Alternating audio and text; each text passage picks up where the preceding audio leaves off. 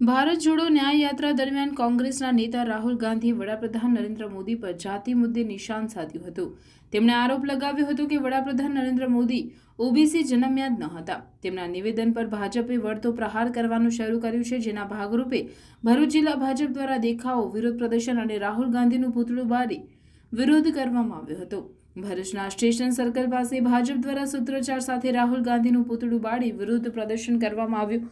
ભરૂચ ભાજપ જિલ્લા પ્રમુખ મારુતિસિંહ અટોદરિયાએ જણાવ્યું હતું કે કોંગ્રેસના નેતા રાહુલ ગાંધી પોતે કઈ જ્ઞાતિના છે તે પહેલા જાણે અને દેશના વડાપ્રધાન વિરુદ્ધ કરવામાં આવેલી ટિપ્પણી અંગે માફી માંગે, સાથે જાતિના મુદ્દે લોકોને ગેરમાર્ગે દોરવાનું કામ ન કરે।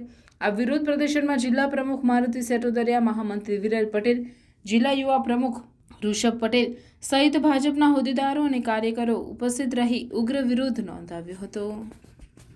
કે જેને દેશની ઇતિહાસ ભૂગોળનો ખ્યાલ નહીં, એની જાતિનો, પોતાની જાતિનો કોઈને ખબર નથી, તે અમારા આદરણીય પ્રધાનમંત્રી અને સૌથી મોટો ગુજરાતમાં જે સમાજ છે ઓબીસી સમાજ, એને નિમ્ન કક્ષામાં, નિમ્ન ભાષામાં જે વાત મૂકી છે તેનો અમે સખત વિરોધ કરીએ છીએ। ભારતીય જનતા પાર્ટી આવનાર દિવસોમાં રાહુલ ગાંધીના જ્યાં પણ આવશે ત્યાં એમને વિરોધમાં કાળા વાર્તા લટકાવી અને વિરોધ કરવામાં આવશે।